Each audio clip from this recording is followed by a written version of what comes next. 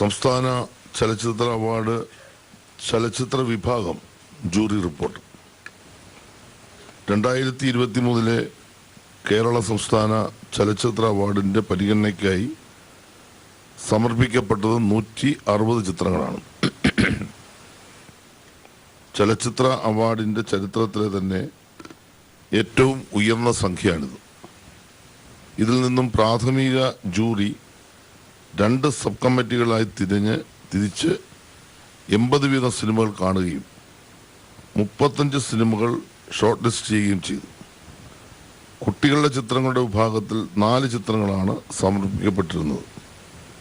ഇവയിൽ ഒരു ചിത്രം കുട്ടികളുടെ വിദ്യാഭ്യാസ പരിപാടിയായതിനാൽ ഫീച്ചർ ഫിലിമായി പരിഗണിക്കാൻ കഴിയില്ലെന്ന് ജൂറി വിലയിരുത്തി. മറ്റ് 3 ചിത്രങ്ങളും അവാർഡിന് പരിഗണിക്കാൻ തക്ക നിലവാരമുള്ളവയായിരുന്നില്ല. പ്രാഥമിക ജൂറി തിരഞ്ഞെടുക്കാത്ത 3 ചിത്രങ്ങൾ അന്തിമ ജൂറി തിരിച്ചു വിളിച്ച് കാണുകയുണ്ടായി. അങ്ങനെ ആകെ 38 സിനിമകളാണ് അന്തിമ ജൂറി അവാർഡ് നിർണയത്തിനായി സസൂക്ഷ്മം വിലയിരുത്തിയത്. അന്തിമ പട്ടികയിലെ 38 ചിത്രങ്ങളിൽ 22 ചിത്രങ്ങളും നവാഗത സംവിധായകരുടേതായിരുന്നു എന്നത് മലയാള സിനിമയുടെ ഭാവിയെ സംബന്ധിച്ച് ആശാവഹമായ കാര്യമാണ്. ജൂറി നിർദ്ദേശങ്ങൾ: 1.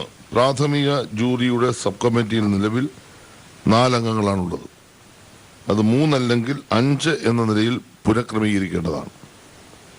2. പുരസ്കാരങ്ങൾ ലഭിച്ച മലയാള ചിത്രങ്ങൾ കേരളത്തിന് പുറത്ത് പ്രദർശിപ്പിക്കാനുള്ള അവസരങ്ങൾ ഒരുക്കണം. 3. വൻകിട മൂലധന സഹായമില്ലാതെ സിനിമ എന്ന മാധ്യമത്തോട് പ്രതിബദ്ധത പുലർത്തുന്ന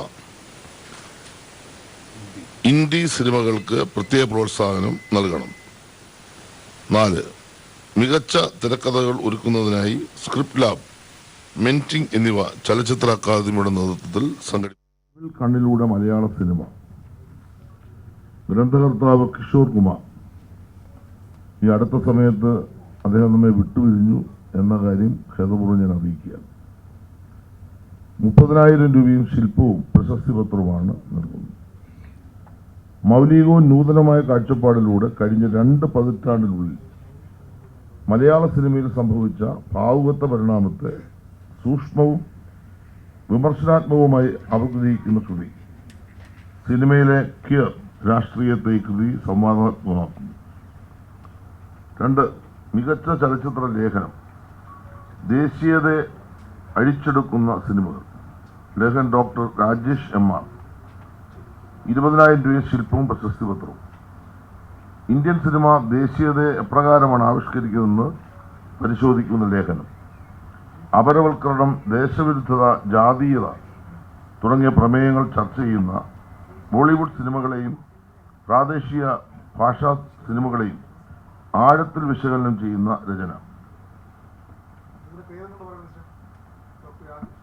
ഡോക്ടർ രാജേഷ് MR.